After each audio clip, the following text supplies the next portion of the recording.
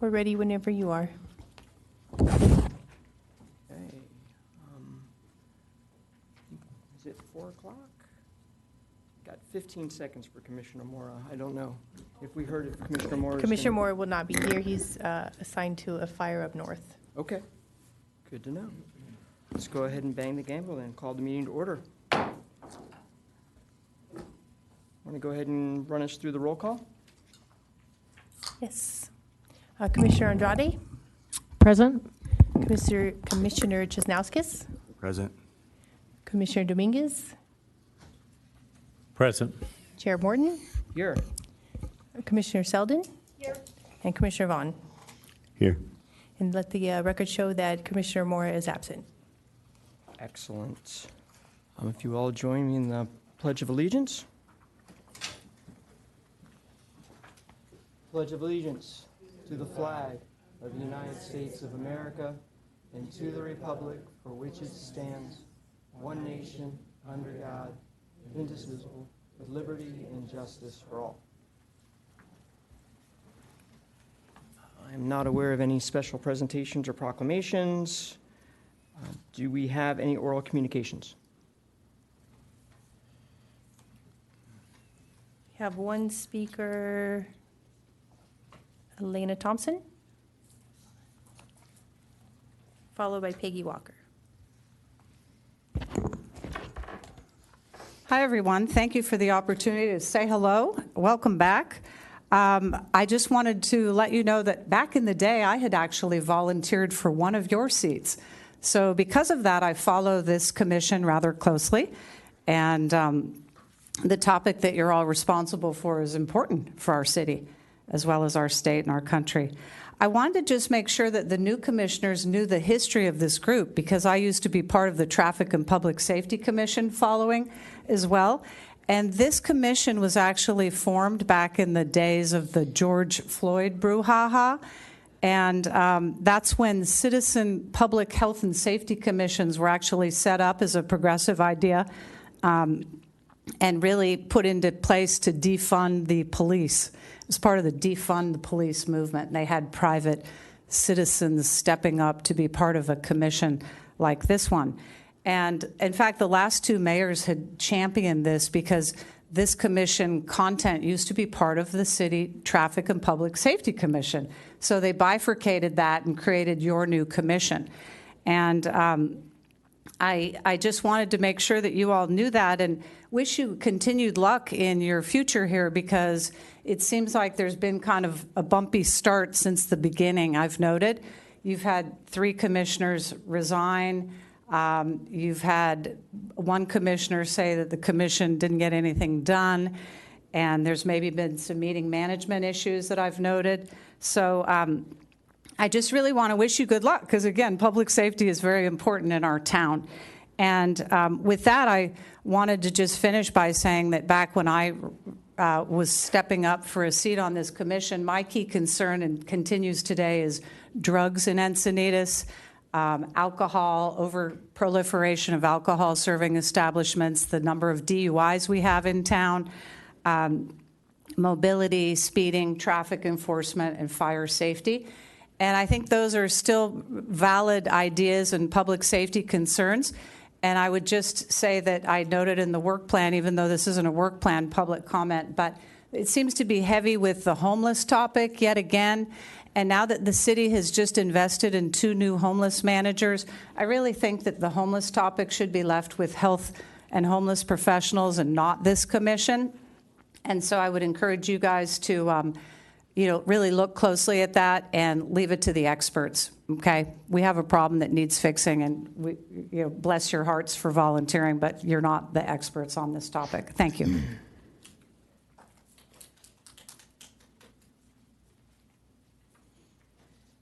Good afternoon. I'm Peggy Walker, and yes, drugs and alcohol are public safety concerns. When I was walking in, I spoke with the mayor, and he was telling me data that I hadn't heard before, that the alcohol consumption in this city is like 10 times the average for other cities, something we might want to address as best we can. I came just in an information sharing capacity. I'm with San Diego Alliance for Drug-Free Youth, and we work to inform the community on drug trends, especially as they impact youth. There are 3 things of concern to us right now involving dangerous illegal drugs. The first is a deadly new Chinese product. It's a synthetic opioid called nitazeene. And this poses as an emerging threat because it's resistant to naloxone. So we don't have anything to combat it like we do with regular opioid consumption. So something to keep in mind. The other is the continued influx of unauthorized, again, Chinese-produced vape brands like Lost Mary and Geek Bar. The FDA has banned these products because of their fruit and candy flavors that are designed to attract children, and yet $34 million of these were seized in May. So what's happening is that these unauthorized products slip in through custom brokers and distributors who work to avoid their detection, ending up in our gas stations and our smoke shops and our convenience stores. And these 2 are just 2 examples of Chinese products. It seems like the Chinese are trying to kneecap us over here with their deadly drugs. I just remind you of these or bring it to you to keep in mind for future policy. Finally, I'd like to share with you some information from Kaiser Health that shows the impact of permitted marijuana in jurisdictions where permitted marijuana is where it's not allowed. The incidence of adolescent psychosis is 60% less. So something to keep in mind. Thank you for your attention, and thank you for your work. Thank you. That moves us out of item 5. We do have another speaker, Excellent. Natalie Satoon, Excellent. and Molly Hitlingen. Hi, Natalie Satoon Cardiff. I am here tonight to ask our Public Health and Safety Commission to lean on our council about something I haven't heard very often in chambers to address to them. On Saturday, I was driving from Rancho Santa Fe into town, and when I was on Encinitas Boulevard, kind of near Ballure, I was heading west and they were heading east. There were probably 100 e-bikers, all teenage e-bikers, all together. Out of that 100, they took both lanes of Encinitas Boulevard heading east. There were probably 8 or 9 at the same time popping wheelies. It's not safe, and a lot of the parents come here. Some of them don't, because you don't know what you don't know. We have a parent problem. It's not just a city problem. Our streets are not Disneyland, where we have foolproof methodology in place, where we have an orchestrated maintenance department making our streets foolproof. And a lot of people want to hold our city to the standards of it being foolproof, and it's not. That behavior, what I saw on Saturday afternoon, it was like 3:15. There was actually a call out at that time, and there were sirens everywhere. And these kids were not even, they didn't even care. They could hear the sirens. So not only when we have parents coming here and concerned community members, it's not all on the city to do this. It's also on the parents and community members to re-educate kids. I mean, they're teenagers, they're invincible, so it's not just a city problem. So I would ask each of you to think in terms of reality and not think in terms of entitlement. So if you all can please do that, it's probably going to save a life. Anyway, thank you. Thank you.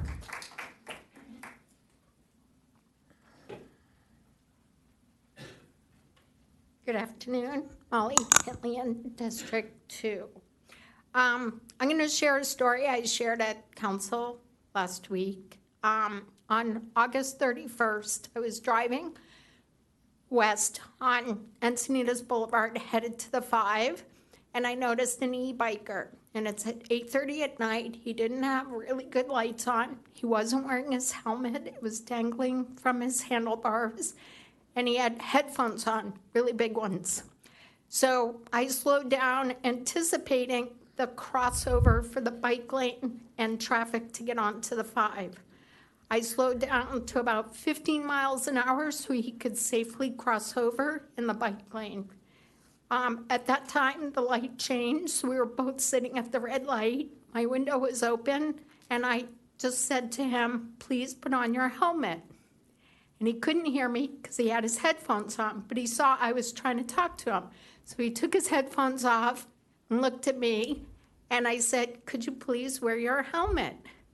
And he went, shock, and he said, "Thank you," takes his headphones from his neck, puts his helmet on. And the car to the left of him had their windows open and saw me exchanging that dialogue. And I expected him to flip me off.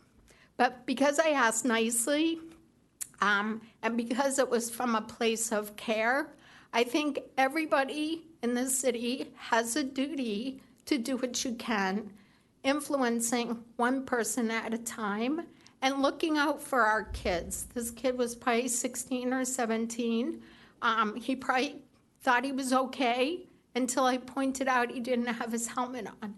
And I know that you're more public health and safety. I've seen your work plan, but I'd really like to see, as part of your communication outreach, to be a little bit more overlapping with the mobility element, because the mobility element is more focused on how you get there and different methods of getting there. But what's lacking is the real enforcement of wearing helmets on non-motorized bicycles, but motorized bicycles.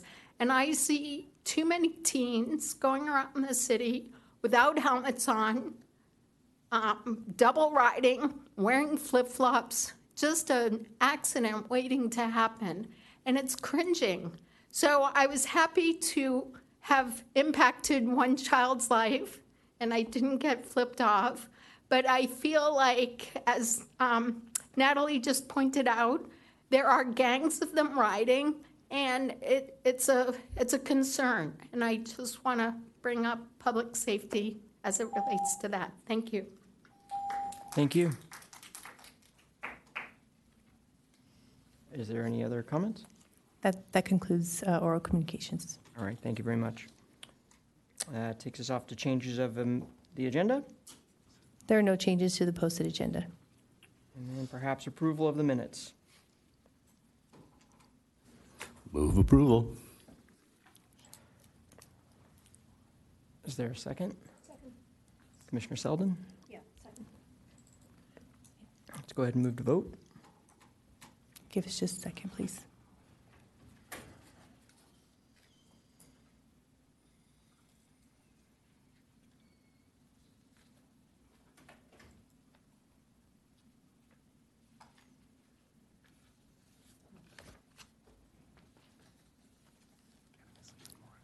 Motion carries unanimously with Commissioner Mora absent.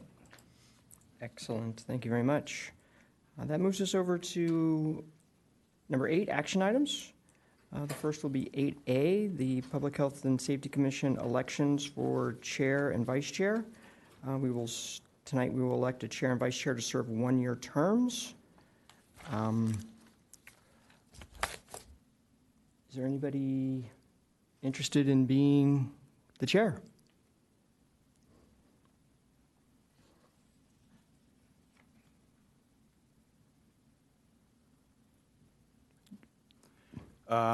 Yes, I would like to be the chair. Excellent. Is there anybody else that's interested in being the chair? All right. Any discussion from anybody? I have discussion on the terms. I don't know if this is the time for it, because it said a year. It's a year. Can I discuss that? I cannot? It's a year term. From when to when? That's a good question. People's terms end, some of them end before a year, so that's why I'm just raising that. Yeah.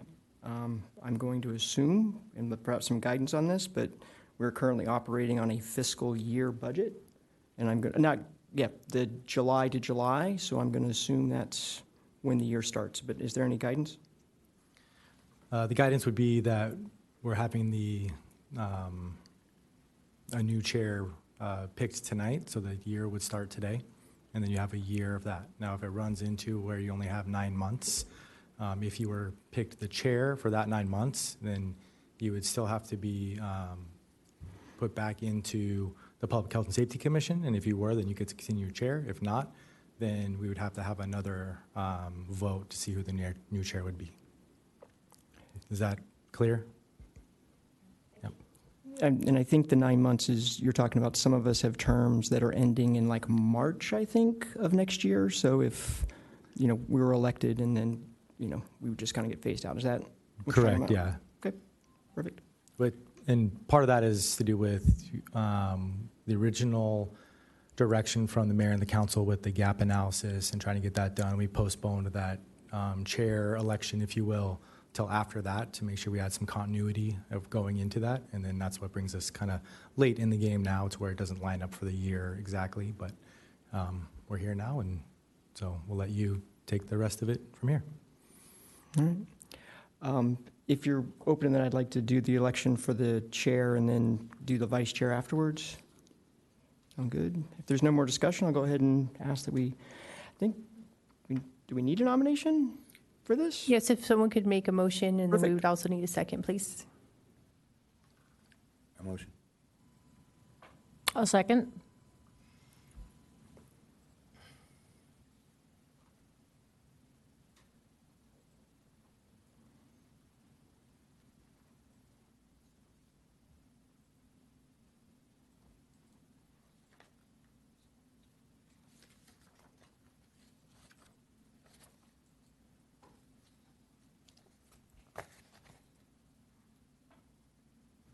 Thank you. Motion carries unanimously with Commissioner Mora absent.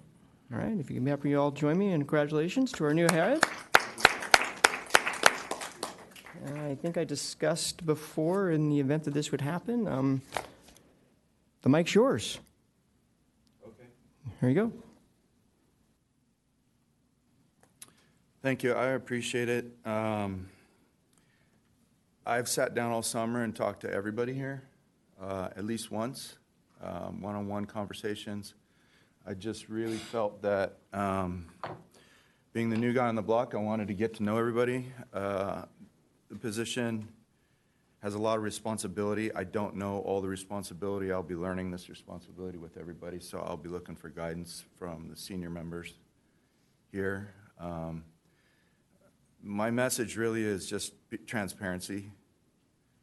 Transparency amongst us and transparency to our community. Again, the word community is a big deal. It's been noted many, many times this year. And each and every one of us here has been chosen by the council and by the mayor for a reason. I went up against multiple people, and I'm sure everybody else did too.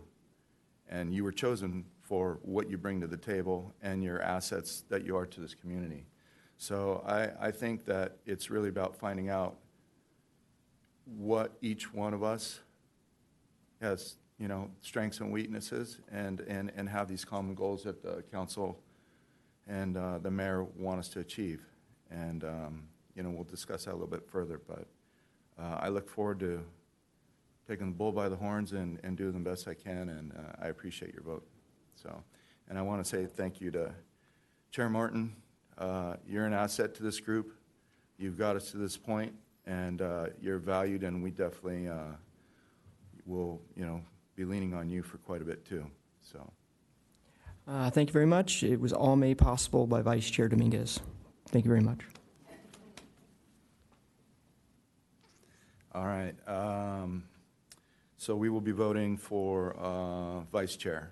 Is there anybody that'd like to step up for vice chair?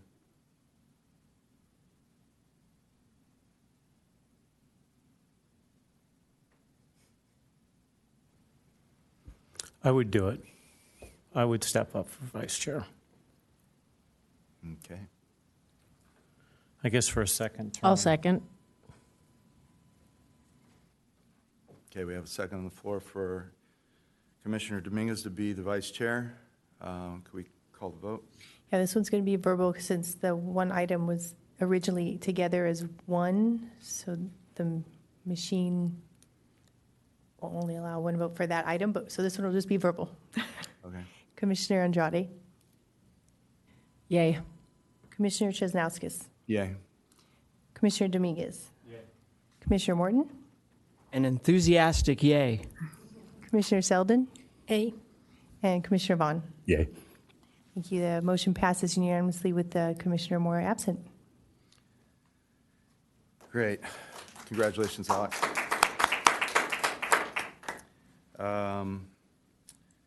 Alex and I talked a little bit, and I want him to be as involved as I am in the absence, that he knows if I can't be here, or just he needs to have that same ability as talking points as I'm going to be learning. So I appreciate you stepping up and willing to help, and we'll make this work really well. So I'll do everything I can to help you, and I'm happy to do it. And I have a lot of confidence in the people here, and I think we're gonna do great things together. So thank you. thank you. All right, we're going to move on to 8B. Basically, we're going to be talking about the frequency of the meetings. I'm going to kind of go back in time a little bit and talk, just give a general overview of our timelines. One second here.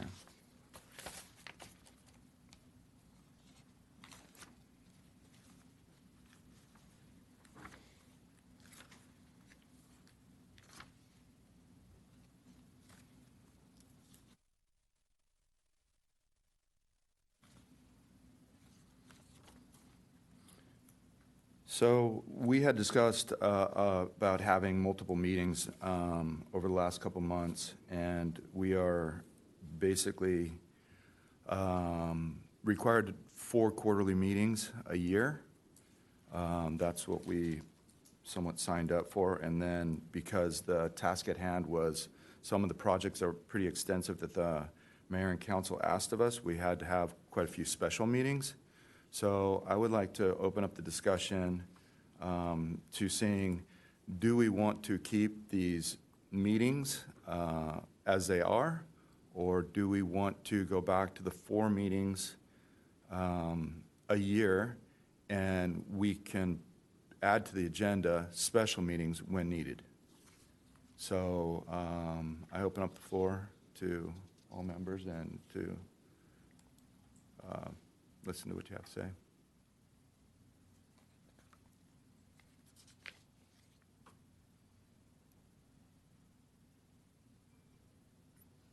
Go ahead, Commissioner. Yeah, so we've been at this for a while now, and the special meetings are single-purpose meetings, and so they don't serve as effective of a forum as the regularly scheduled meetings with more diverse agendas, et cetera. So my preference would be to have an increased frequency of regular meetings that we can plan our schedules around, et cetera. I know that this puts a burden on staff in terms of preparing agendas, and I don't know how much frequency they're willing to support. Personally, I'm very comfortable with once a month, but we've signed up for a fairly big task list of activities, so we have quite a bit of work to accomplish. Okay. Thank you. Anybody else? I don't see speakers. On 8B item? Yeah. Oh, Yeah, I'm on it. there's 3. That was from me, request to speak. Okay, there we go. Chair Morton. I see Vice Chair Dominguez next on my list. Correct, sorry. It's okay. Okay, so I agree with Dan on this issue because, you know, my big thing is that we have a forum where people can come and speak and we can get input from the public, and I think the more the better. We want to be advised of what people perceive as health and safety issues in our community, and the more we're able to communicate, and the more we're available, and the more we're out front, the better for me. So I think monthly meetings, I think last year that's what we did anyway, it seems like. So, and again, I appreciate what you said, Dan, about how this puts a burden on staff. And I think we ought to allow them to speak as well. But, you know, I don't know how they feel, but that's the way I feel. And if not, at least increase them so that we have regular meetings versus what are special single-purpose meetings. Thank you. James, Commissioner Morton. Yeah. I would just add some complicating factors. We did meet 10 times last year. We had 4 quarterly meetings. 6 of those meetings were special meetings. Time is taken during those quarterly meetings to schedule the special meetings. Finding meeting times for the staff for those special meetings is difficult. Arranging our schedules around special meetings is difficult. We are tasked with a serious, and with our recommendation last year was to have moved to a cadence of every 2 months was the recommendation. Now, you know, when we deliberated, that wasn't looked at by the council this time. So I think all that said, no one likes meetings for the purpose of having meetings and just talking. And I think we should always keep in mind that the staff's time is valuable, it's precious. It's not necessarily a thing that, I have another thing for the next time to bring up, but that's all I have to say about the frequency. I would be encouraged of monthly, if that's not doable, you know, every 2 months as well. Okay. Commissioner Selden. I concur that monthly, or if that's not possible, every other month. I think part of what's speaking to that are the people here in the room. We do have members of the public that know when the meeting is and that are interested in participating, and we all need everybody's help to get this work done and improve everything in our city. And I mean, it's a little bit off topic, but I just want to thank everyone here and the council for working on having us have a really great work plan, and so having more frequent meetings will help us to get that done. Thank you. Commissioner Andrade. I would say I think some of those special meetings, I think were very focused, and I felt like we got a good amount done during those. So I would say just meetings for meeting's sake, and I would say to double it and see how it goes, and then we still have time to plan those special meetings, because I have a feeling we're going to have to plan special meetings anyway with these ad hoc committees. So again, with staff's time, I think if we double it, that would be my recommendation. So 2 quarterly, and then, because we're still going to have the special. Okay, thank you. Chief Gordon, could you weigh in on the impact that it has on staffing for you? Yeah, like Commissioner Morton said, we met 10 times last year, and it was a huge bandwidth issue for staff within the fire department. You know, we all have other responsibilities that are, you know, just primary to what we do, and then the Public Health and Safety Commission is on top of that, right? So if it was every month, I would not be able to attend every month. Someone else would be sitting in my seat. I do enjoy coming here. I do want to be part of this commission, but I'm just going to be honest and transparent that I will not be here every month. There will be someone else sitting in this chair. And I can't, say the same about all of my other staff here, but we have a lot to do. We have our own work plan that we're working on as well. So I would just say take that into consideration when you guys vote for what the frequency is. And just as a reminder, when you vote for the frequency, it would still need to go in front of council and get approved by council, and then they would be the ones determining whether your recommendation would move forward or not. So. Okay. Doesn't look like we have any other speakers. So we have Commissioner Vaughn was once a month. We've got 2 people saying 6 to 8 times with special considerations for special meetings. I motion that we approve 6 meetings along with contingent special meetings if needed. So. Just to clarify, that's to recommend to city council that To they city change council, the. yes. This would be a vote that goes to city council. It's considering taking the weight off of the chief and his staff, and also, I think as we dig into these projects, yeah, we're going to need to talk more. We're going to have to get together more. It's going to be something that we collaboratively can put on the agenda within a week. I was asking guidelines. We need a week. Is it a week to add a special meeting, or is it more than that? Sorry. Special meeting, the more notice, the better, but it's a 24-hour rule for a special meeting for posting an agenda. Okay. And any action items that we want to amend to our agenda needs to be put in, I was told, basically a week before, the Tuesday before the meeting. So just kind of FYI, it's something that I just found out too, so. I would second the motion, Okay. and then if there's discussion. If I could just interrupt real quick. Melissa, was there any public comment for this agenda item? There are no public comments for this item. Thank you. Sorry, just wanted to make sure. Okay. Okay, with that motion, let's call the vote. If I could have just discussion, just real quick. Sure.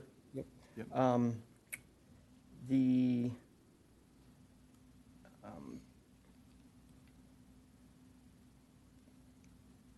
I think there's a lot of benefit to us paying attention to our city council meetings. I think there are presentations that are given by our fire chief, by the captain of the police department. I've held my own, knowing the time that they have, the real value of them having here all the time, right? And so I would be comfortable if he might not like it, I'd be comfortable if staff, other staff is here. And also just knowing that a lot of times we can get the reports and the pulse of a lot of our questions if we were just paying attention to what's going on at city council as well. So some of the stuff seem redundant at times. And then I had a note and I can't remember what it was. I'd make bad notes. So that's much of my discussion. Thank you. Okay. Commissioner Vice Chair Dominguez? Yeah, I think the 6 meetings is a happy medium, and we could start with that and see how that works out. And so I would be okay with that, I think. But we should be able to schedule them ahead of time, right? So we're going to know for the next year what those dates will be. So, we can plan accordingly and maybe give staff also the opportunity of knowing ahead of time what dates those might be. And I don't know if that now is the time to do that or after it's approved, but either way, I think that's an important thing to take care of as soon as we know. Okay. Yeah, I think the moving target of what we'll be dealing with throughout the year, incidents change, priorities change, so the schedule might change as far as special meetings go. So we could ad-lib those in anytime we want. Yeah, I was talking more about the regular meetings. Correct. So we Yeah, need we'll to set sit the- down, set we those need and- to sit down and set those dates. Okay.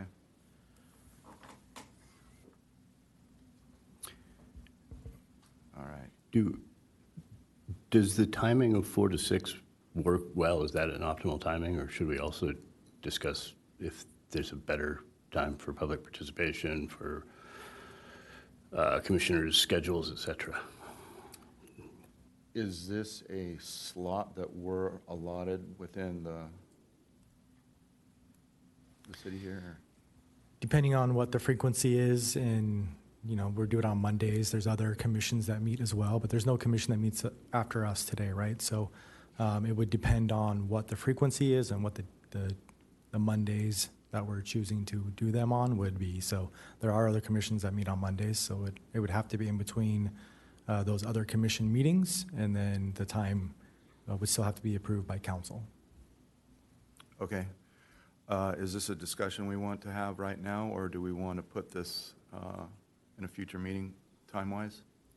I don't know if it'd be appropriate, but if maybe we could come up with a tentative schedule and try to figure that out with the chief's input, with the city's input, to make sure we're not stepping on any toes and we actually have a room to meet in. If we could kind of figure that out, and maybe the next time we come together, we can present the dates. Okay. Just to clarify, if you change the frequency today, we would have to go to council. And so Right. that is part of the motion as you move forward. And then you have another meeting to determine that schedule. We would not be able to bring this motion forward to council until after you have your next meeting to determine what that schedule looks like and what the frequency might be, and the time change. So we wouldn't be voting today then? So originally, the agenda report was for just the frequency of how often. It didn't have any scheduling but if you're going to try to change the time frame as well, that would have to go in front of council. So we could do that tonight with a motion of this many meetings that we want to do at this time, but it would be hard, kind of like you brought up, to know what that schedule looks like with all the other commissions and things that are going on without having the calendar in front of us. So we wouldn't be able to necessarily have that completed motion today if we still have to go forward and look at the calendar and determine what timers would be good, because that would still have to go to the council afterwards. So could we just vote for 6 for next year, present it to the council? Once they say, yeah, you go ahead and go for it, then we'll figure out what the dates would be. That would be better, yeah. I'd like to ask a question. What time does work? Is this time good for everybody? Do we want it later? For me personally, 4 to 6 works. I think the public participation is less than evening times, but more than other times of the day, right? We got some letters from folks that they couldn't come because of work conflicts, et cetera. So it's both a combination of public participation as well as commissioner schedules, and 4 to 6 works fine for me personally. Okay. Commissioner Dominguez? Yeah, that's fine for me as well. Commissioner Andrade? It's frankly kid pickup time, 4 o'clock, 4 to 6, but if it's 6 meetings a month, I can make it work. Okay. But a little bit later would be good, like 5 to 7, but I understand if it's just 6 a month, I can make it work. Okay. Do we have anybody else? It works for me the way it is now, and we've had good participation. So I hope we can keep it this way. Okay. Anybody else want to speak on? Okay. So, motion on the floor is to keep 6 meetings and keep it as is, and move forward to get the city council to approve it. Well, the motion wouldn't it be more of, because we had quarterly meetings, so the motion would be to increase that to 6. 6, correct, So every other month. correct. I second that motion. Thank you. All right. Call the vote.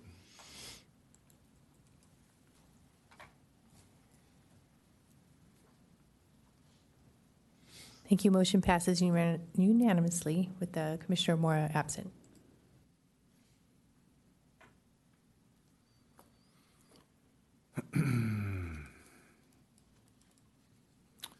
All right, we are now moving into the work plan.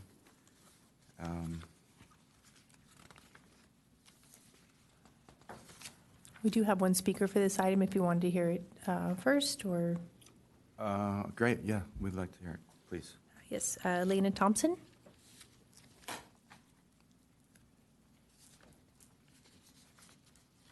Oh, hi, it's me again. So just briefly, I'd like to highlight the importance of all of you keeping in mind the city revenue source.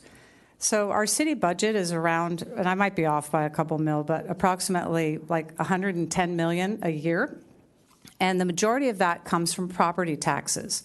So the city's customer base are the residents who pay property taxes.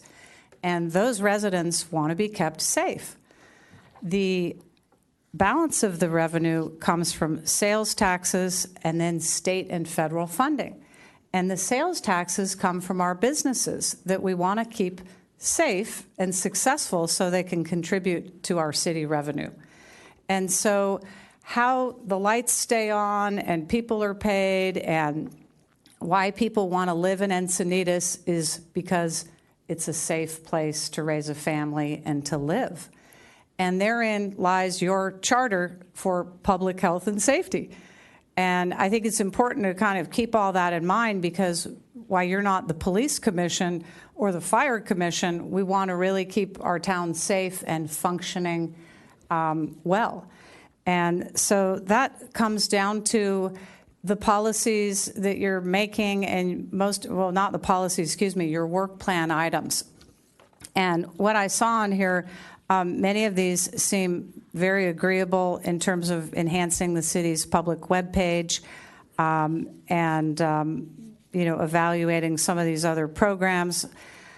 But I want to reemphasize the importance of how do we keep our city safe and healthy? And it's really keeping drugs out of our city, keeping the bad guys out of our city, keeping people who come here just to get completely schnockered and run into our roundabouts and stoplights. We've had no shortage of DUIs and bad actors who come here for drinking.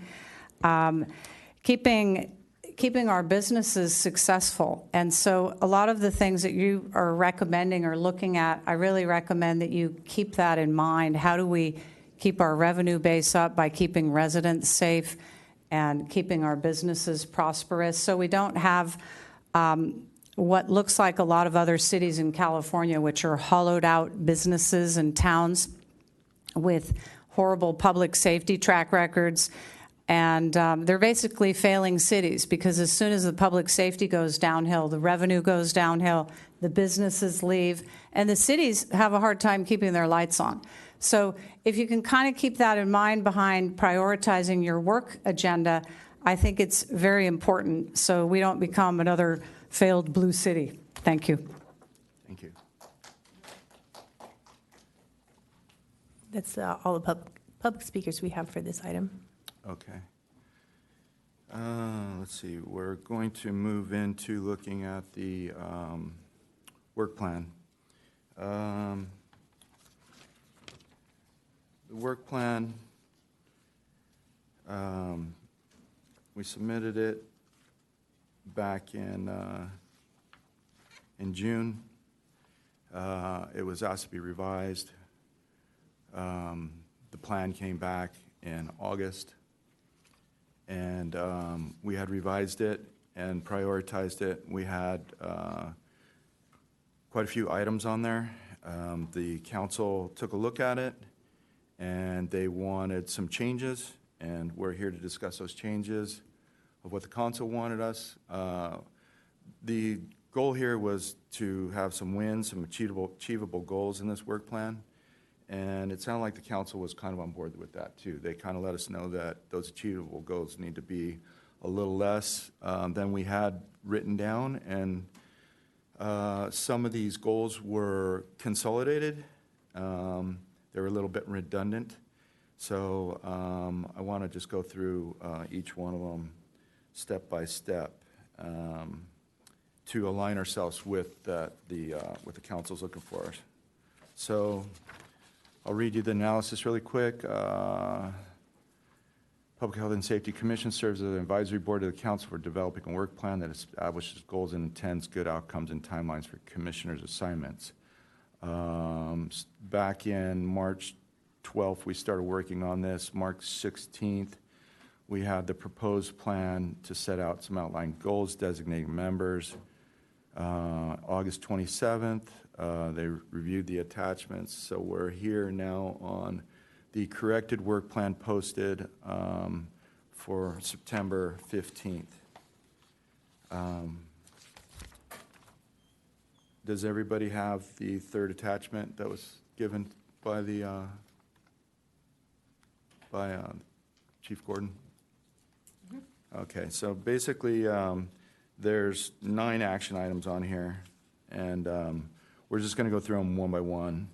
And we'll talk to them and talk about them and kind of figure out the top 3 of what we'd like to move forward with, and then I would also like to discuss, once we figure out what our priorities are in this work plan, is to see if we would like to work on this collectively together, or if we would like to have ad hoc committees. And as I spoke earlier, everybody brings something different to the table. And if we divide and conquered, and a project was approved by the city and can move forward, well, then we'd merge into, some of these bigger projects. One of the biggest projects that's brought to my knowledge is the ambulance, bringing in in-house ambulances. So that could be something ongoing for a while. So I'd like to open up discussion with item number 1. Basically, it's in partnership between Public Health and Safety, the San Diego Sheriff's Media Relations and Fire Department, repost and deliver the Sheriff's Department's already produced crime prevention content and videos targeting current public concerns on all the city public safety web pages. That first item, the council made no changes. Commissioner Dominguez was spearheading that. And so we'll be leaning on him. I'll go through these. If anybody would like to speak to any of these while we're going through, please just let me know. Maybe on that one item, we could add Marie's name to that, because I think her and I are going to work together to try to make that happen if she's agreeable to that. So, Chair Chesnowski, I'm going to get this right. I tried to get it right the first time. So what I have in front of you, and I printed out hard copy for the Chair and Commissioners, is actually kind of a workbook to allow us to kind of walk through this. So if I can just take a moment and kind of walk through this, because you'll notice there shows 9 items, but some of these, based on Council's direction on August 27, are being removed from the work plan. And then also on this far column over here on the notes section, and I'll come back to your comment in a moment, Commissioner Dominguez or Vice Chair Dominguez.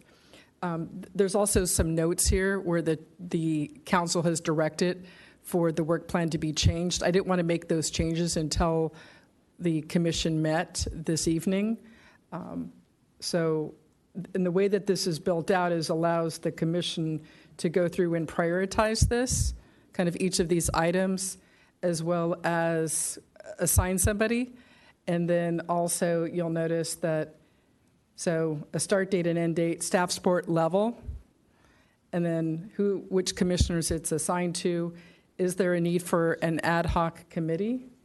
And then if the council focus area, that may not be something that we get to tonight, and then if there's a fiscal impact.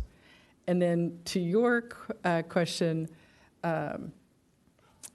Vice Chair Dominguez, I mean, that's something, again, we can add another column here is which staff member would be taking the lead on that. So easily I know it's been discussed at previous meetings. By all means, I can take the lead on that one as a staff member working with you to have those items moved. I'm just going to turn to my chief and get clarification on that, if that's okay with you, chief? That is fine, yeah. Okay. I support the plan. Okay. Okay, would you like to go through them and? Sure, if that's okay with you, if I, Yeah, okay. that'd be great. Yeah, sure. So that the first item, and I'll just make a note of this. Let me just add a column over here.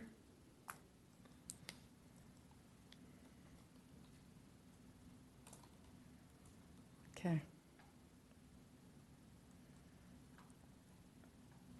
And so you'll notice on here in that notes section is if there was any changes based on council's direction. So for that particular item or that particular goal, there was no changes to that. So that stands as was presented to council on August 27th. Mm-hmm. So, and we can, maybe my direction for me is to go through each of the goals, clean that up, and then maybe it's come back through and we can identify the priorities for those, if that's okay. Yeah, one of the reasons what we're presenting it to you this way is while we did listen to the council meeting, it's the commission also, got direction, and we don't want to put all of this in without your guys' input into making sure that what we're putting in here is what you guys all heard to in the council meeting, right? So I know Marie has listened to it a few times to make sure that everything in here is as accurate as she can put it in there, but the reason we didn't just change it is because really it's the commission's work plan, and we want to make sure that you're involved in this change. Can I interject real quick? I know we had discussed that we attach names to each one of these specifics. I would like to ask if we want ad hoc committees when we're through this, or whether we keep this aligned with people and the topics, or so just keep it in mind. We'll go through this, and then we'll revisit that when we divide and conquer or work as a team. So.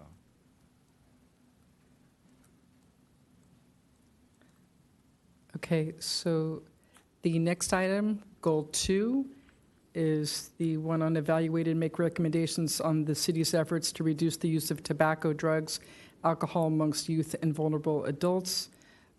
Based on council's direction, they would like Kratom added to that list. So we would just be taking, and before I make any other additional changes, I'm going to make a copy of this, just so I have an original.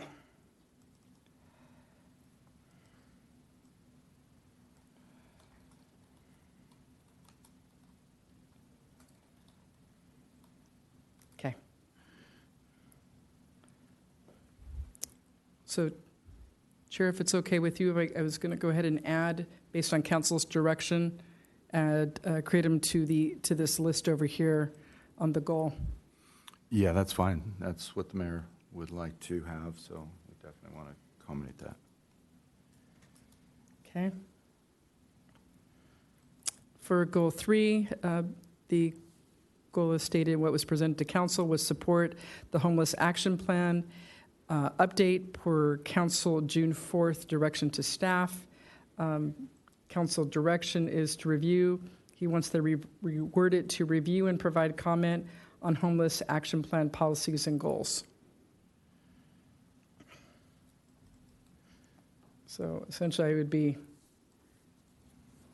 Yeah, again, that makes perfect sense, right? It would combine the 3 deliverables from 3 and 5, right? Correct, and that was the intention of, it was deleting 4 and 6 and combining 3 and 5. So that's correct, Commissioner Vaughn. So we would be taking this and updating that. And based on what I just said, 4 and 6 will be deleted based on council direction. Mm-hmm.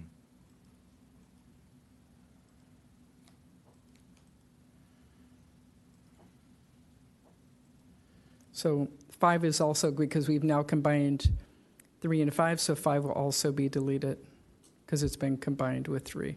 So essentially, I updated 3. Okay. Chair, are you okay if I go ahead and delete that? Yes. Okay. But the deliverables from 5 moved to 3?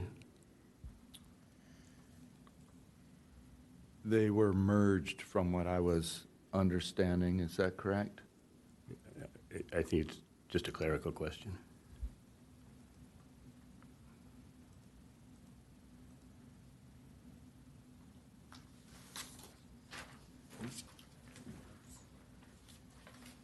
And I'm going to look to Chief just for clarification, because in reviewing what the council had indicated, I think anything on the statistics, things like that, that was directed for, because it's already a staff function, is that anything kind of around the statistics would be a staff function, but staff can come and provide updates. I'm going to look to Chief if you remember that as the case. Yeah, correct. We will have the staff who's in charge of the HAP come in and provide those statistics and data points as a presentation for you and continual update those so that you're aware of what that is.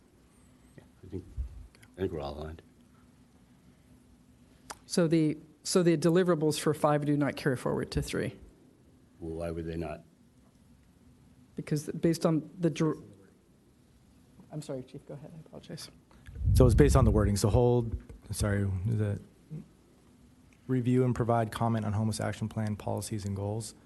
We're kind of just molding that into all of it. So we can put that on the side if you want, but we're doing a catch-all for all of it. So all that stuff will be provided to you in that.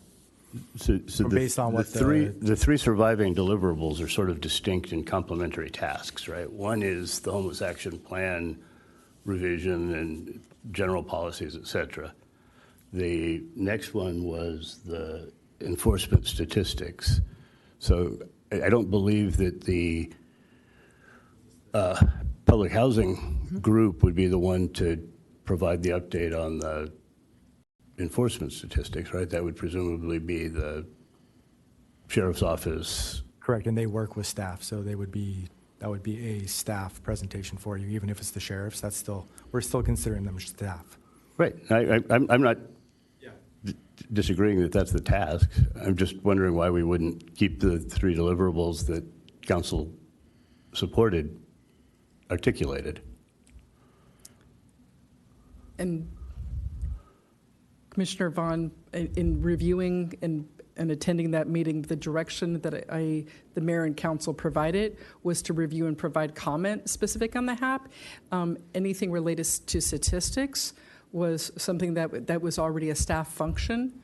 So, but if the commission chooses and they would like an update from staff on the statistics, that is definitely something that you as a commission can decide to request to have staff, as Chief shared. That can also include somebody from the Sheriff's Department to come and provide those statistical information. So that would be part of that public hearing in reviewing the HAP.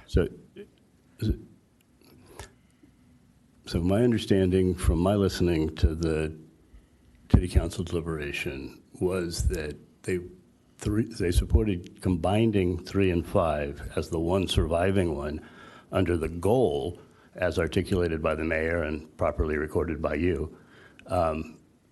For each goal, we had 1 or more deliverables, and I'm assuming, based on the conversations that we had from staff, from council and the direction that they gave us, that the 3 deliverables would survive. No, so the deliverables were never part of that discussion. It was just right on the goal side. So if you go back and you listen, the discussion did not include deliverables into that. It was combined 3 and 5 goals. And so we're gonna provide those deliverables in our own way to you, but it's not part of the actual goal itself. So Chair Martin or Commissioner Martin, do you remember anything different than that? I was just waiting for it to finish. I don't know if Dan's finished. I'll wait for the Chesnowski to. Sorry, Commissioner Bond, I didn't mean to skip over you. So our work plan, to the extent that it includes deliverables, my preference would be that we maintain all of the deliverables that City Council supported in there, whether they did that explicitly or implicitly or at the goal level. But for our work plan, I think that keeping an eye on the ball of what we intended to do is useful. Okay, I'll defer to Chair Chesnowskis. If you would like to add all that stuff into there, then we will happily do it. I have to side with Chief Gordon. The message that I was listening to was that these are staff functions that are occupied within the city. They take care of these. We somewhat got deep into the weeds of almost policy and protocol and a lot of things that we were writing. And I think it was Jim O'Hara, Councilman O'Hara, and the mayor both were saying, like, these are functions that we have and we pay for in place.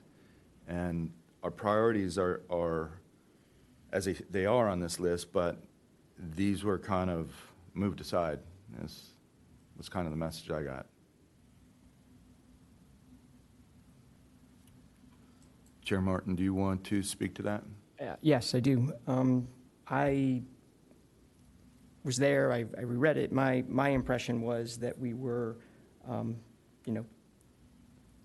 combining goal 3 and 4. We were eliminating 4 and 6. I did not leave with the expectation that the deliverables were going to change.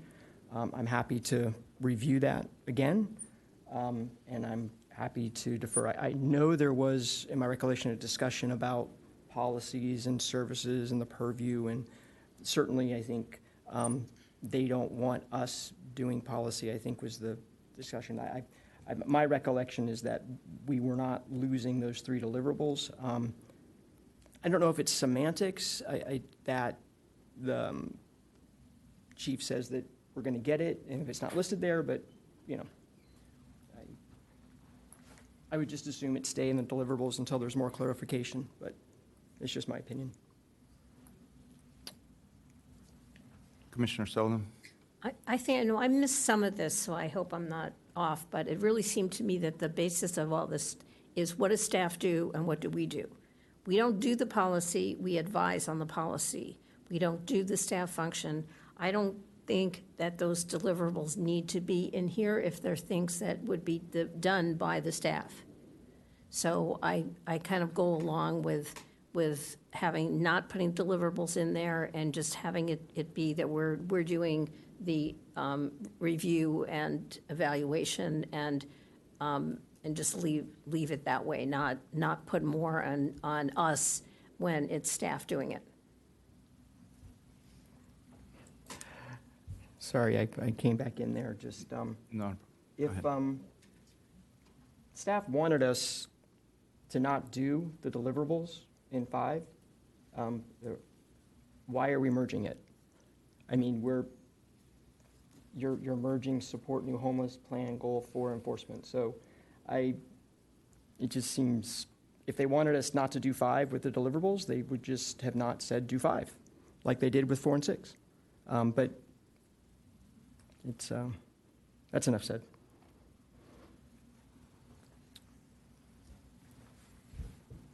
I think as you work down the goals here, if you want to, we can add in these deliverables because eventually they're going to be provided to you anyway. So there'll be easy check boxes that we can just provide to you, and then we can just move on from there. I don't think it's going to change what the council's thought process was. So I would send it to the chair for maybe a consensus to either put it on or to not put it on. Okay. Yeah, why don't we add the deliverables if we're all agreed to that? Put them in place and move through the rest of the itemized list, and then we'll figure out the priorities, see if this is going to be one of those priority tasks that we're going to be with. So. Based on Chair's direction, I have updated Goal 3 and added the 2 deliverables from Goal 5. And then Goal 5 will be deleted based on Council's direction. Chair, are you okay if I proceed with that? Yes. Okay.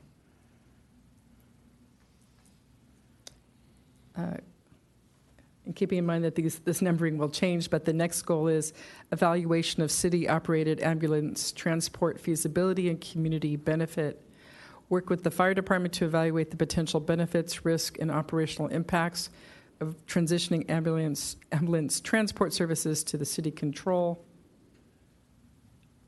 Based on council's direction, no changes to that particular goal.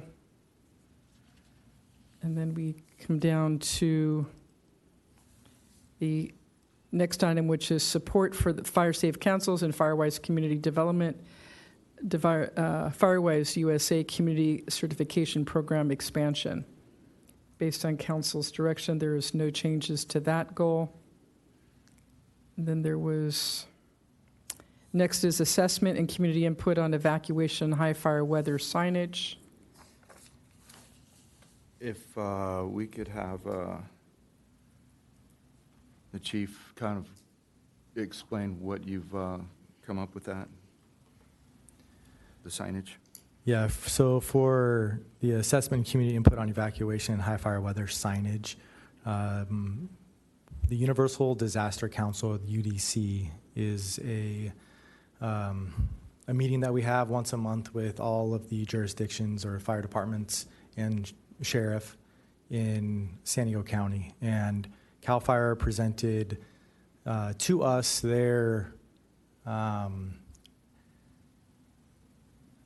I'm losing my train of thought with the words here, but they're not in favor of us giving evacuation signage, and it follows kind of that same path that we talked about before, where if I tell you and you drive by a sign every day that says your evacuation route is go left, and then that fire comes and it's on your left, and we just put you into that fire, then we did more damage than good. So we are going to have CAL FIRE and Chief Johnson come and present to that information to this group. But the signage itself, there are still other signs that we can put around the community. Some things like QR codes for Genesis Protect so that everybody can download them. There are things like maybe some high fire weather signs, like if you recall Smokey the Bear signs. I'm not saying we put Smokey the Bear all over our city. I'm just saying that those are some other kind of signage that we can use to help educate the community in our fire danger and other ways that they can get information education to help them prepare for wildland fire. Everybody feel comfortable with that? Or go ahead. Yeah, Mr. it sounds like it's been somewhat updated. And just so for clarification, I'm wondering if we should be updating the work plan deliverable for this item to what it is that we're intending to accomplish this year. I would say the work plan item is fine the way it is. I think as you go through and you work on this work plan, that you're going to have more information to provide a recommendation in the future, right? That might not include evacuation signage because of the information that we're going to provide you. So I think leaving it as is and then coming back with the report and the information that you've received will guide kind of what that deliverable was and what your recommendation in the future would be. Is that clear? So are we doing things like creating a GIS-based map with priority signage locations? This year? I mean, it sounds like the deliverable is reviewing whether or not these things are actually worthwhile. Is that a better, for this, like this, in this immediate year, if that's what we're doing, then that's what we're doing. Right. My personal preference would be that we update the deliverables to what we currently think the deliverable for the year is, rather than keep language that we've already abandoned. From what I'm understanding, that that GIS plan is being worked on. It's going to be up to us to maybe find out a little bit more, but as the chief said, a lot of that's already in place. One of the council members expressed himself that he really would like to see that expanded upon, but it's work in progress. So, I mean, work that we're doing or work that staff's doing? Well, he's spearheading that on his end, but for us, you know, I would take the lead of where we're at with the chief. It's already somewhat in place, and Yeah, so we would present this GIS-based map upon completion to see if we're missing any intersections or areas that you feel should need to be added, or maybe you think that it's overkill and then we don't need that much, right? So we will bring it to you, present it in a fashion that says, here's our recommendation, and then you guys would say yes or no, and then we would bring that back to council later on for their approval of what your recommendation might be. So would our deliverable be here rather than creating the GIS-based map to review, public review of the GIS-based map? Sure. I mean, it's create, review. I think you'll be part of the process no matter what. So you're part of that creation at the end of the day. So Create, but review, and understand. I don't really have a strong dog in this fight. I just, from a process perspective, would like us to try to capture what we intend to do as best we can. Sure. Just for that transparency purpose. Okay. Do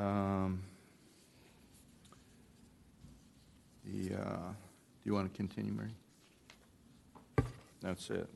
That's all 8 items. The goal at hand would be to prioritize these. Sorry, if I may, Chair, we have one item that the mayor did talk about adding to the work plan, and with the understanding that it would be based on if you kind of look over in the notes section, if the other items on this work plan are completed, it would be reviewing the safety element for missing topics or things the commission would like to see from a public health and safety purpose. So that's just another item based on council direction.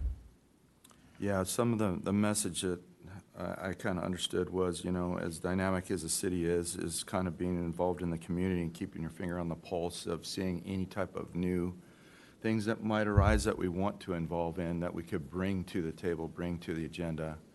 And really that's just being, we're all in, I don't know if we're all in different districts, but we're in different areas of the city that I think it's helpful. I spend time talking to people and people bring up issues.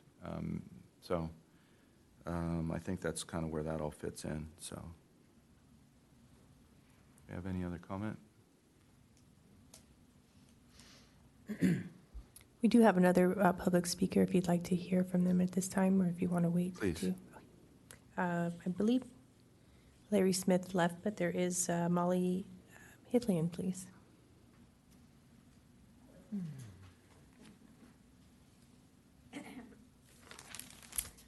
Good afternoon, Molly Hitlian, District 2.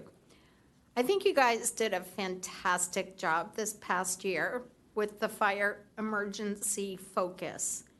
And I want to support item 8 and 9 here, because I think there's an amazing opportunity where you can succeed. And I'm referencing 8 and 9 on the updated, so maybe it's I not. apologize, I remembered, Molly.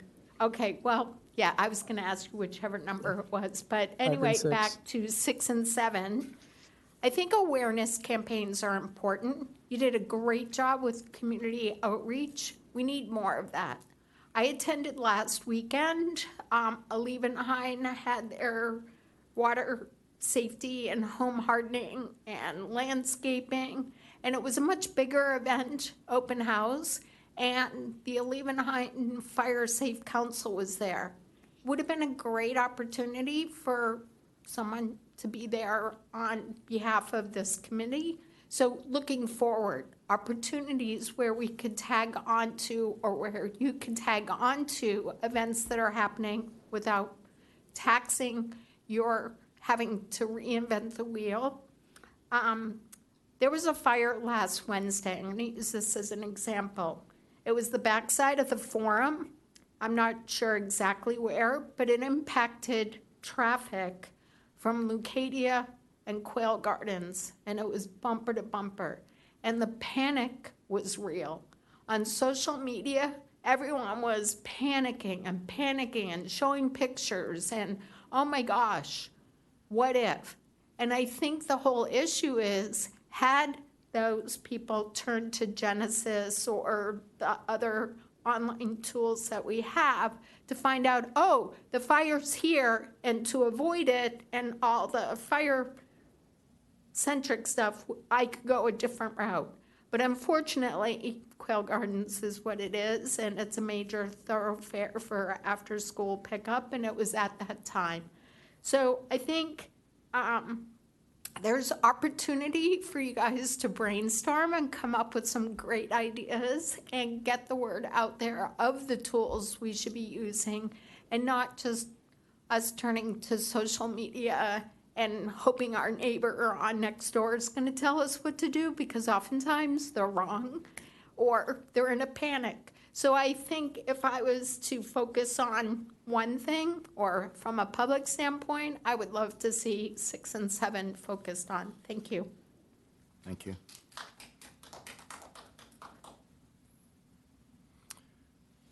I'd like to open up the conversation to prioritizing this list.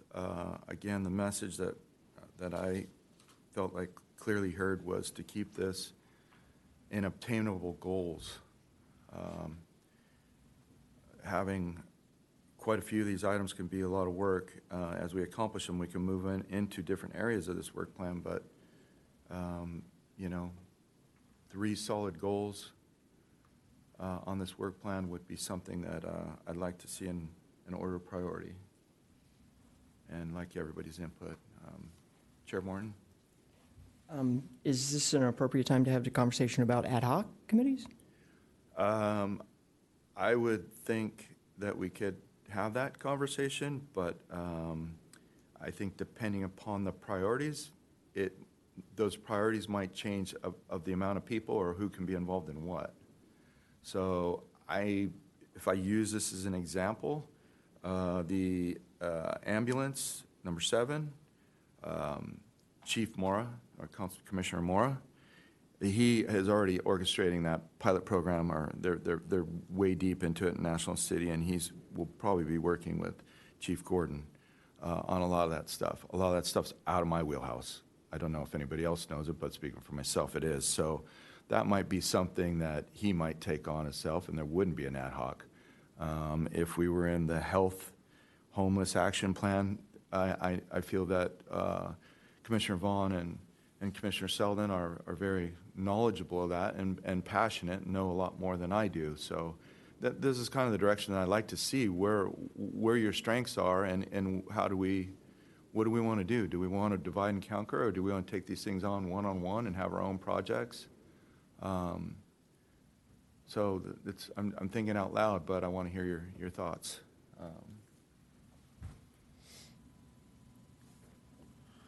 Well, speaking for myself, I would like to have at least one other person, to just brainstorm and work through, I guess, the 2 items that are on the list that have my name by them.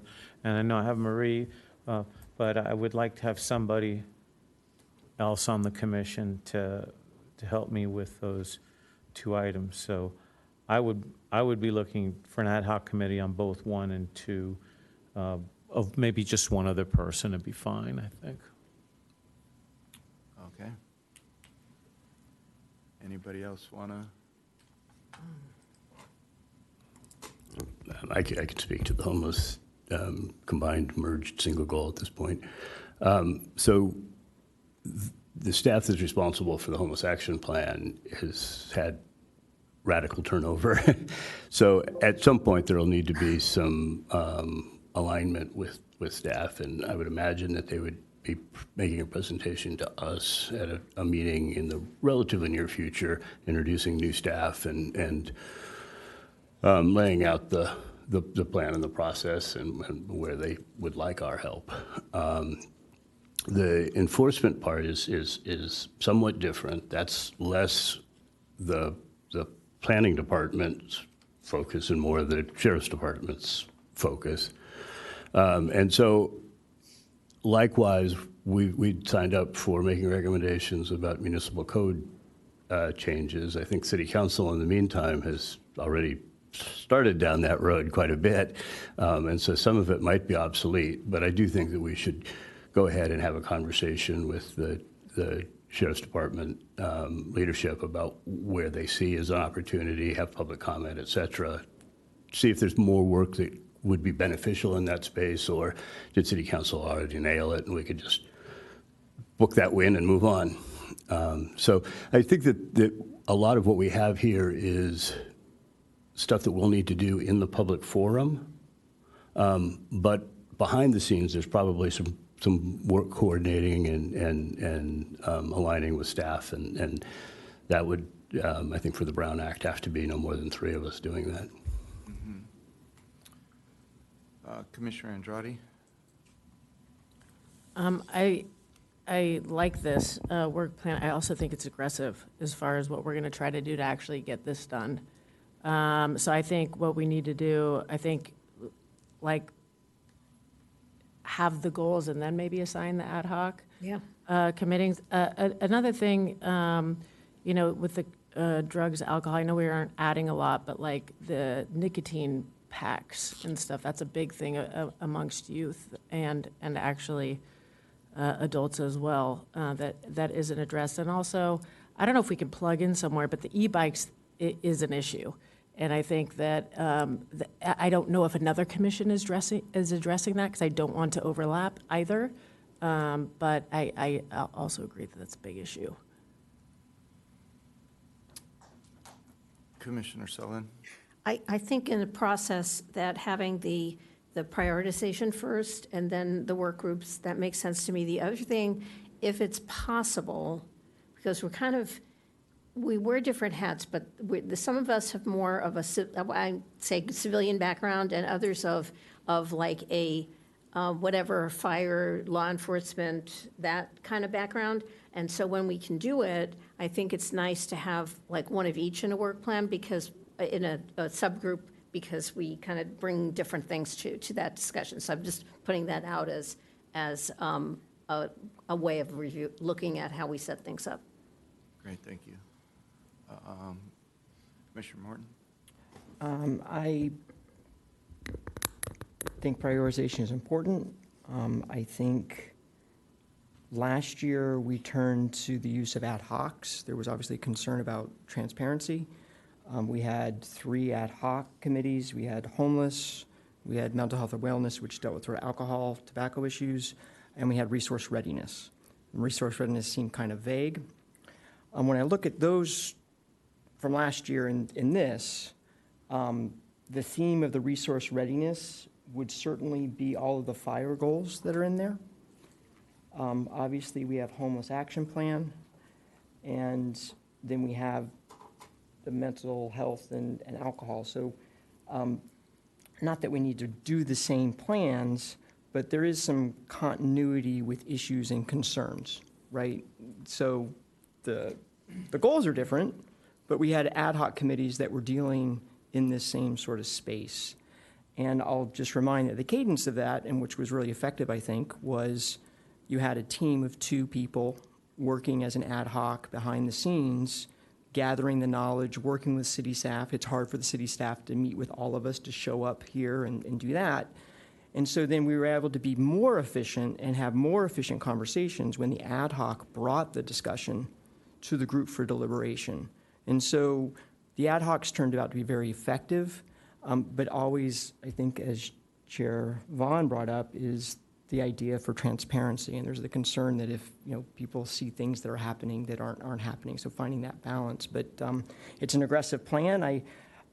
To say any one is more important than another, I think I think we've been given a task to do all of this stuff, and I think we want to get it all done. I think that's why we're asking to meet more frequently. I think we all have talents and skills, and certainly I couldn't take on all 7 of these, but if I was working in an ad hoc with Commissioner Dominguez, I could throw my weight and energy into 2, right? And that, so that's where I see sort of the efficiency of the ad hoc working and all together, but still remaining sure that we're transparent with the whole thing. So for myself, I would just say all these things are a priority. No one's more important than the other, and we work to get it done. So thank you. Thank you. I like what you said regarding a lot of the stuff. I think we could possibly merge some of these into a committee. Maybe, just an example, 1, 2, and 3 is they're like-minded if you want to merge into them. But we keep them priorities. we kind of prioritize if you're lumping these things together.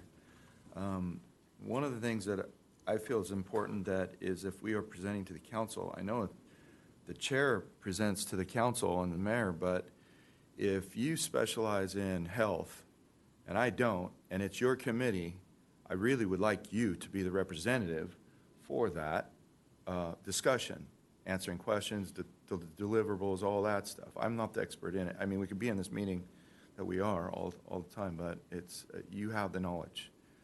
So dividing and conquering and presenting is really where I want to go.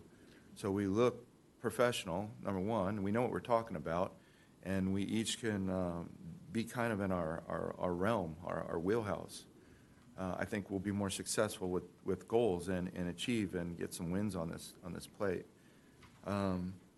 It's hard to divide this up into priorities, but I'm going to kind of go back to the 25 objective closeouts that came from they came directly from the council to the fire chief to us. We ended up adding a whole bunch of stuff after this, and then it came down into this list that got condensed again and get condensed again multiple times. There's 3 items that I feel, and that's only my opinion. I'd like to know your opinions, but the ambulance situation is long-term. It's a big benefit, financial benefit to the city. It could bring in some revenue. It could help a lot with staffing issues. There's a lot of benefits to it. The second thing for me would be the fire safe councils. This summer, I've talked to the public. I've spearheaded some of that. It was kind of when we put our names on this list, my name was on the bottom list for fire safe councils, and I did a lot of work, and there's a lot to it, but I would like to establish these councils. I would personally like to see that in that priority list. And the other one is the sheriffs, the communication pieces that we found out throughout the summer and through our workshops. Where are people getting their information? How do they get their information? What demographic gets them, their information? So I think that's a big component, 1 and 2, 7 and 8, and I'd like to hear what everybody else has to say regarding this. So. Commissioner Sullivan? Well, one of the issues on prioritizing are what are things that we should be doing in general, or what are things that really need to be done right away? So the ambulance issue, what is the time horizon? Is it something that we really should be jumping right in, if that's going to be happening, and having input and on that right away? Because that's like something new if we're going to be looking at that, at making that change. So I'm saying that as an example, but what has to be done right away? That would make a difference in how we approach it. Yeah, as I said, this closeout objective plan were those 3 things that came from directly ahead. I have the document here. And if I could defer to Chief Gordon to keep us aligned with your goals, we could hear what you have to say, if we were prioritize 1 to 3 or lump them together. As far as lumping them together, I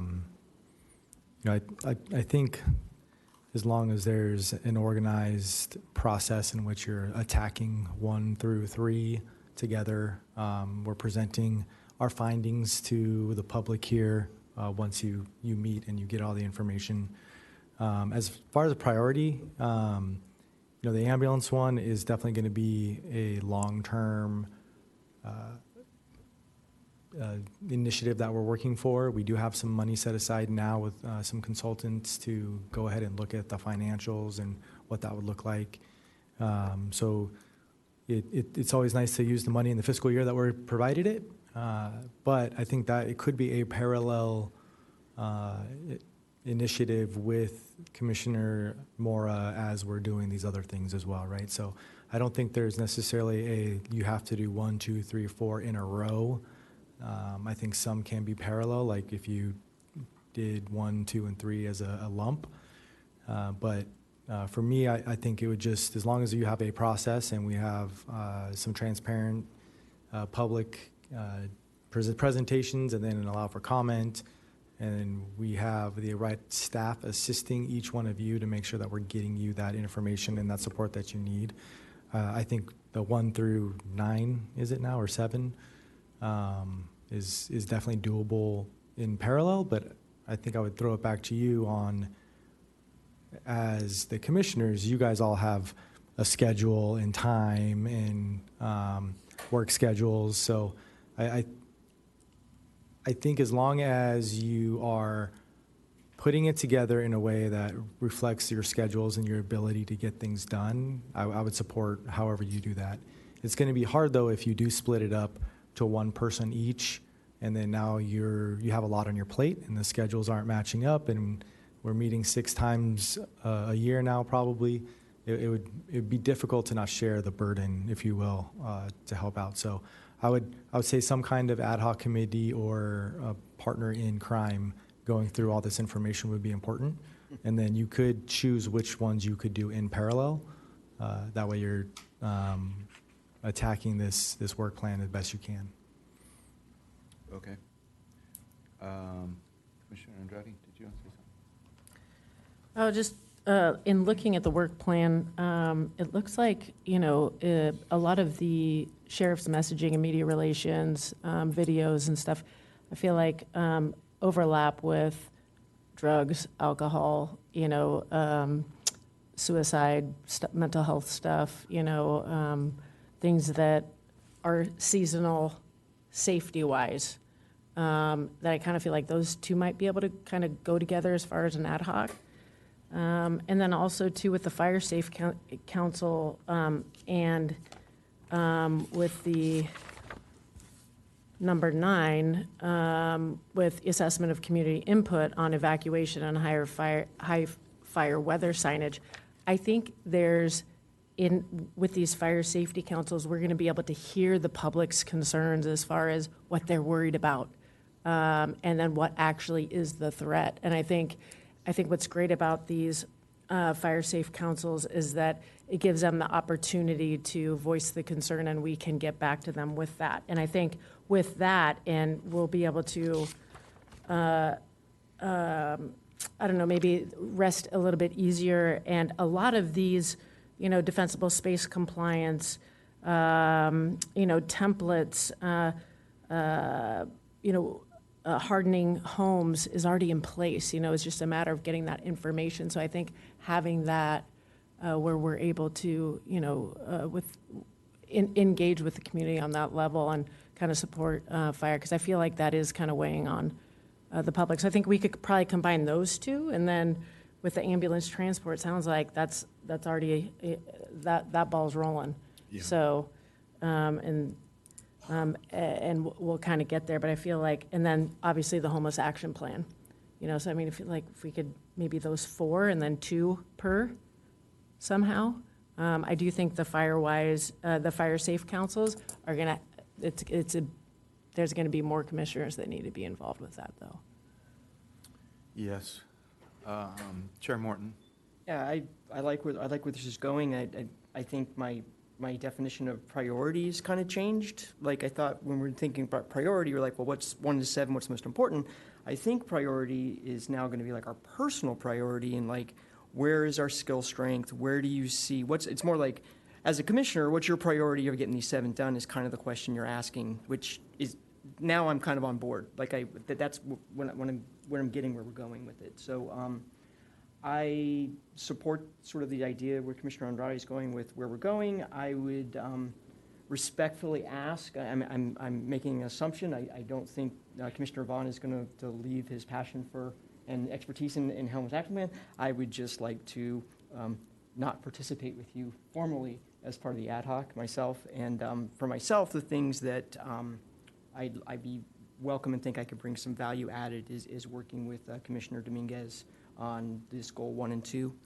I bring my own passion and purpose for alcohol and drug, and so it'd be fantastic. So if there's another, and I believe we can have 3 on the ad hoc, but I think there's actually new direction about just no more than 2 people on the ad hoc. It's just sort of like help you out, like what I learned from before last year. And then just, I think, as was talked about, the Fire Safe Council, and as I look at this host informational meetings at target neighborhoods, like, I think that's like all of us, and and for that one, I just don't think how we're going to avoid getting that done. So I think that's where we're going to. Ultimately, I think what you're asking for is like, hey, commissioners, which of these things do you want to participate in an ad hoc, if I'm getting that right. So that's where I would like to go. Thank you. Yeah, the 3 ad hoc, I did think that through. I think we just set Commissioner Mora, we set sail. He just takes off on his own. He's the most knowledgeable guy. We can align him with fire, with Chief Gordon. If I were to make recommendations, I would say that our health people are down here at the end. I think they're our subject matter experts, and we could combine that. That we could combine 3 and 5, the 2 of you, and combine Chair Morton and Chair Dominguez on 1 and 2. And my recommendation would be Lauren and I could do the 8 and 9 combined. And as I've heard multiple times, the 8 and 9 is going to be huge. I've done enough homework this summer that we've got to establish these committees in the districts that we have. And that's going to be, I call them having captains in each district, and then we educate those captains. Those captains recruit people. Those people get educated. And we kind of move out from there. Talking to fire prevention. Fire prevention needs help. They need help in all these HOAs and things like that. And I think this could really help out staffing if we could get these committees together. I know the city really wants this to be established. So we've kind of, personally, we're doing the entire work plan that's been presented to us. We were just dividing and conquering. And I think that we're going to be a lot more positive on that note and be and accomplish the stuff to, like I said, like we've said, bring some wins. So, go ahead, Chair Dominguez. Yeah, I think what you've mentioned that works for me. The only other thing I would say is that I don't know how big this safety element, but the mayor added this. And I think we ought to put some attention to it somehow. I'm not quite sure how to do that. How long is this safety element? Is it what kind of document is that? What explain that to me? I'm giving you the look right now. Yeah, guys. it's that. Long, right? And I think one of the things that the mayor would like is that to be kind of the after everything's completed, that we'll get to that. But I will say this, we as a staff are going to bring in a presentation to go over what the safety element is and what the guidelines and laws that govern that safety element. It has to be a certain way. And so there's not as much wiggle room, I think, as people think there is. That safety element is tied to being able to get certain grants and other things. So we'll present it to you. We'll give you what all that looks like, and then we'll let you guys kind of determine what direction you want to go with being able to add or maybe correct some things that might be in there. I hope that answers your question. Yeah, I guess it really should be on the back burner for right now then. Okay. Yeah, the message was pretty clear. He said, keep it simple. Keep it simple, keep the 3 priorities, keep it obtainable. And if we run out of stuff to do, we could revert back to this stuff. That's what I heard. So if we're good with that, I'd like to expand one more thing. If I could, I'm on Sure. there and just. Oh, sorry. And I'll be quick, just there. I will say in my own review, there are absolute guidelines that put out of the state for what needs to be in that safety element. There's also sort of ancillary programs that kind of in their guidances, and the mayor talked about what might be missing, and for instance, homelessness is not called out, in this, but there's things that are inferred, And what I heard from him was like a real need to have clarity in our general plan on what we're going to go after. And if it's not listed in the general plan, we really might want to rethink, like, because we don't want to be going rogue, like doing what we want to do. And so he's implementing a process. And so the commission is public health and safety, and we have a safety element. There was in 2011 an initiative to have a health element, and that didn't fail. And so whether it's part of the commission or whatever, and he even brought that up, like if I have an idea, I can come to him that. It's just that there may be, when my reading and discussion, that there may just be an opportunity to have the guidance of this commission reflected not only from a safety element, but perhaps a newly developed public health element as well, so that it meets his idea and goal of having things written down, because it's not currently there, right? And he was open for homelessness, but not as a housing problem, but as a mental health problem, right, is what he talked about. So, and so that being said, like, I think it's really important. We got like 7 things to do, and I think it's, awesome, fantastic. So thanks. Commissioner Selden? I just wanted to say, because this is like ancient history, but I was there in 2011, 12, okay? Because I was on the Environmental Commission. And there wasn't a set thing, but that was the closest to the public health element. And there was a grant, but it was a group that came in that was a highly prescriptive thing, very political. There's some of it that I think I was sort of hoping there would be more to do with like non-smoking in multi-unit housing, but that can be really controversial. That was one of the things in there. There were a number of different things. And I think at that time, it was a decision, we didn't have to do it, and it was too controversial, and it was written maybe for a different city, not really for us, that we didn't want to go there. So just so you know, you'd seen something, that's the history. There's a reason that nothing happened. And I don't know if, in what we're doing now, we want to go back into that, although there's some elements, like I said, about the smoking and smoke-free spaces in, for multi-unit housing. But anyway, I just thought, since you raised that issue, I'd say that I was there for that history, and there are reasons why nothing went forward on that. That's fantastic. Can't wait to have a coffee talk about what actually went on. And I just want to reiterate, I have no intention of distracting time, energy, and effort from the things that are clearly laid out of what needs to get done. So thanks. Great. I will encourage, once these committees are put together, these ad hoc committees are put together, that we have resources available. We possibly might have a little bit of funding to spend if we need to have little monies towards whatever your projects are. There's some talk of that. And creating workshops. The workshops are important. We saw what the workshops did earlier in the year, and I think they're valuable, and that community activity really, I think, is a positive thing. So keep that in mind, whatever committee you decide to be a part of, and let's just communicate what resources we need to make these things successful. So, do you have anything else to say? Chair, I just want to make sure, as conversation was moving forward, I made updates to the plan based on Commission's discussion. So I just want to, if okay with you, if I step through each of these goals, make sure that I've captured who's going to be on the ad hoc committee.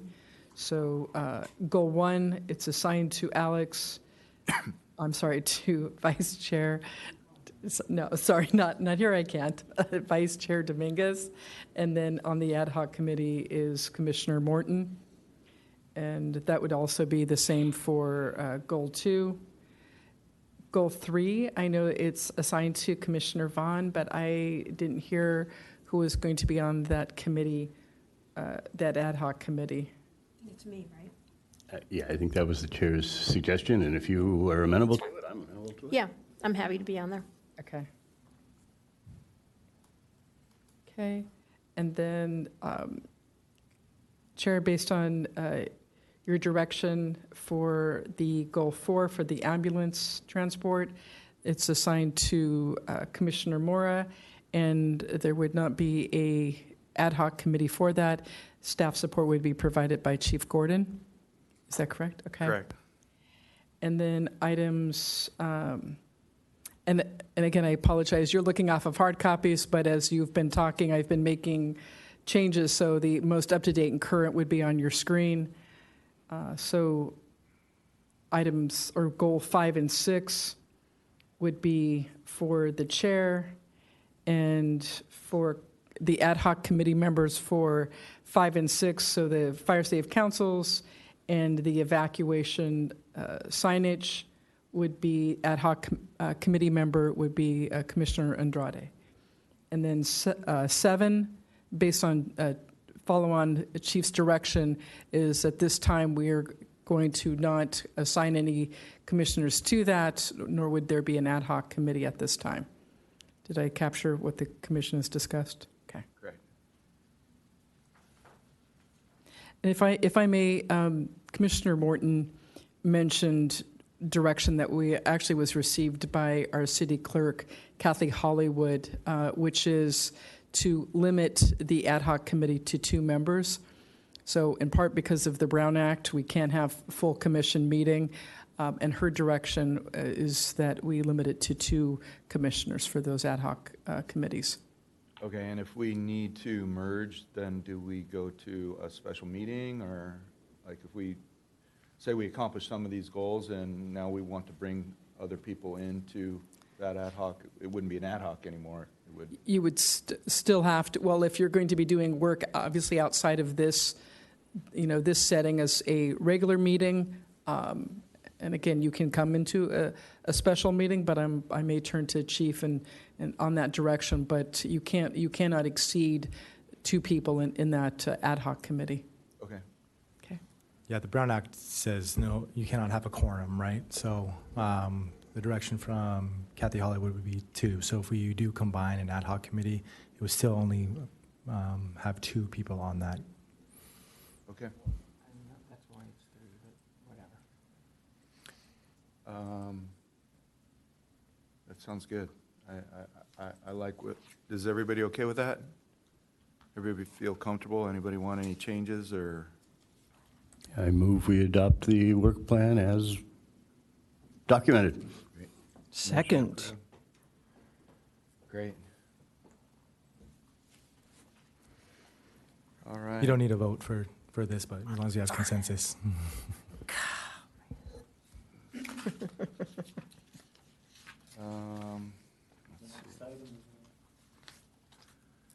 Next item is informational items. Do we have any informational items? We don't have anything for you. No. Future agenda items added by the commission members. Do we want to add anything? Commissioner Bond? Yeah, I think we should, at our next meeting, have a presentation by the the staff responsible for the homeless action plan, just with an update on their timeline, process, introducing their new team, et cetera. That'd be great. I believe there's 2 new members. 2. Yeah, the 2 new members, I will ask them if they'll be ready by then, but I'm not going to promise that they'll be ready for our next meeting. So we can put that on the agenda, and if we can't make it happen, then we can just pull the agenda item before. Okay, yeah, I mean, just to be clear, the request is mostly just meet and greet the people and hear what their thoughts are on their process, not any deliverables. Yeah, we'll work on that for you.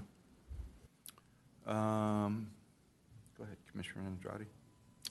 What about if there is a commission or somebody is already dealing with the e-bike situation? I would love to know what they're actually doing, because I've seen it as well, and it's a concern, especially having scraped plenty of kids off the concrete myself. Like, I don't really want to see it happening more than it already has in Encinitas. So if there's a way that we can maybe get a presentation, it doesn't have to be this next time, but like for this next year, just so we're addressing an issue that I feel like addresses our youth, or definitely affects our youth, sorry. Yeah, we can present that.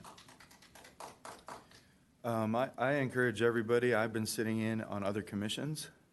There's a lot to know. I wanted to see how they interface with what we're doing here and build those relationships between these commissions. I really like the Youth Commission. They've got a lot to say, and they're pretty cool kids. So they're not kids. They're smart. I learned a lot, actually, spending the time with them. So regarding the e-bikes, the helmets, the stuff like that, you know, it might be more in traffic and mobility. I don't know. I'm not 100% sure, but again, it'd be good to get knowledge from those people of what our issues are and ask them how we can interface them within our own commission. So. I just have a question about just some direction. I think my understanding is correct, but things that are on our work plan, right?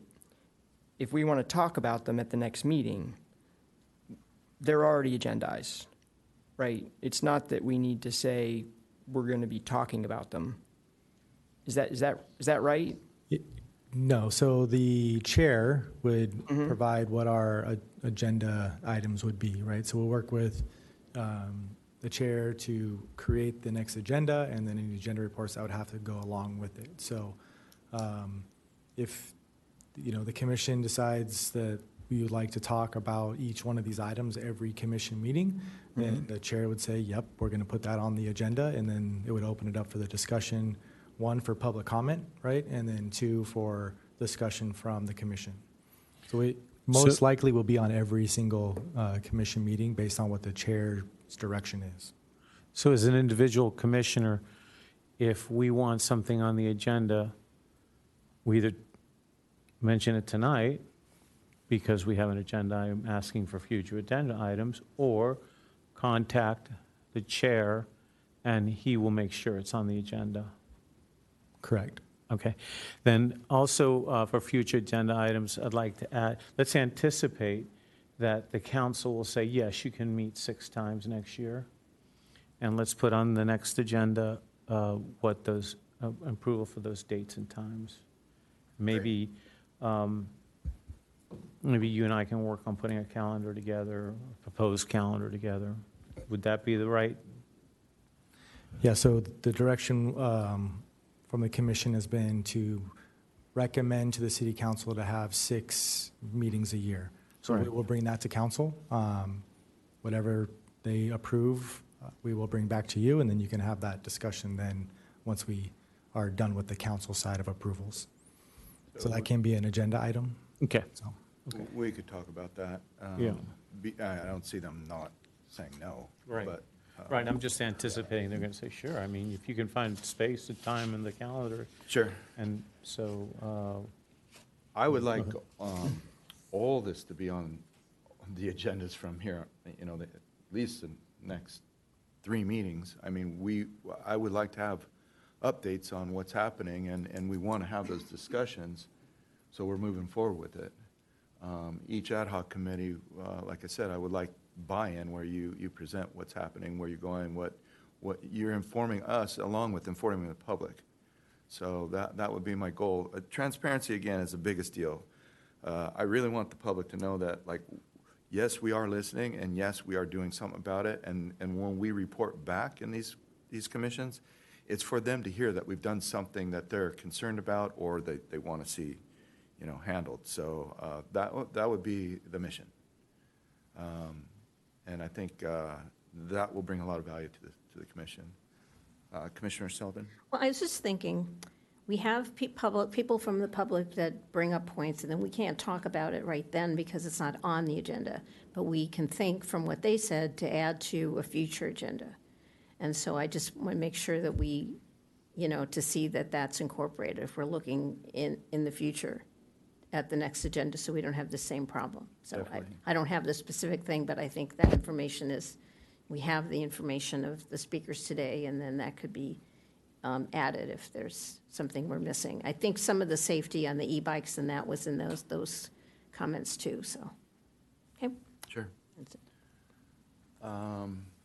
So where we're at as far as roundtable, we have our ad hoc committees. We've added a couple agenda items.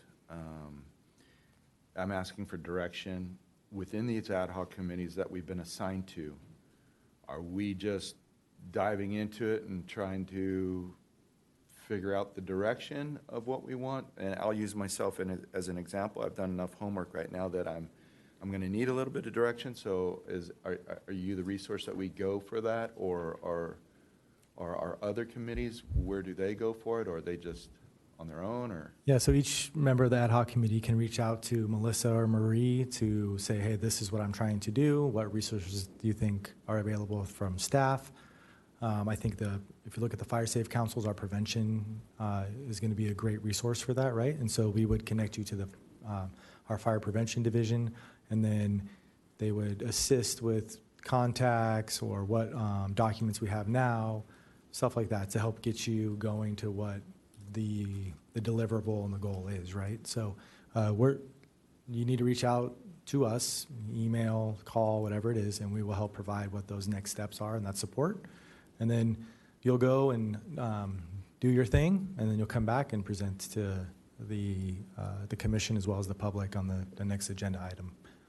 Okay, and is protocol that, say, an ad hoc committee can contact you direct without going through the chair, or is it copying the chair, or? Yeah, the ad hoc committee can come direct to us. They're working on a project here, so it's not, there's no Brown Act violation in that as long as it stays those two people. Yes. And then one of the things that I will caution is serial meetings. So if you have a two-person ad hoc and another two-person ad hoc, and one of those people from ad hoc A goes and talks to ad hoc B, and then they talk to each other, that's called a serial meeting, and that still is a violation of the Brown Act. So you have to make sure that you're keeping the things that you're talking about in one ad hoc separate from the second ad hoc committee to make sure that you're following those rules. Okay. So. And another question is summarizing this meeting, is that something that, Melissa, you can do for us, or should I try to put this together, or like a small recap, so that when we come back to this, we could kind of hit those high points and then just dive right into it? Sure, I can try. I can get you a copy of the draft minutes Okay. prior, So like mainly just refrain. sooner than later. Okay. That would be Yeah, helpful. I mean, that would be helpful, is getting them sooner than later, as you just said, so that we have clear direction. I really want us to have an attainable goal and a direction, know what we're doing. I don't want to be lost. And I think we're all smart enough to know the direction that we're going to go in each one of these committees, so. Just do it, yeah. Thank you. Thank you all. I appreciate it. Does anybody have anything to say? When's our next meeting? It's in December. It is currently in December. All right. Do we want to leave it at that quarterly, or do we want to put something in place, or? I would suggest that we schedule a special meeting in 6 weeks to discuss the updates to the work plan, progress of these initial ad hoc initiatives. I second that. Yes, I would second that as well. I was just going to say, maybe, a special meeting to talk about objectives and timeline of your ad hoc committee that you come together with to present, hey, this is what our objectives are, this is what the plan is going to be, this is what the timeline is going to be, so everybody can kind of be on the same page. Okay. And The only way to accomplish a time slot for that special meeting, it's not going to, we can't just come up with a date today, because we got to know, if staff can get us a place to meet and that the time works with them. So could that be something that maybe we could do, Chief?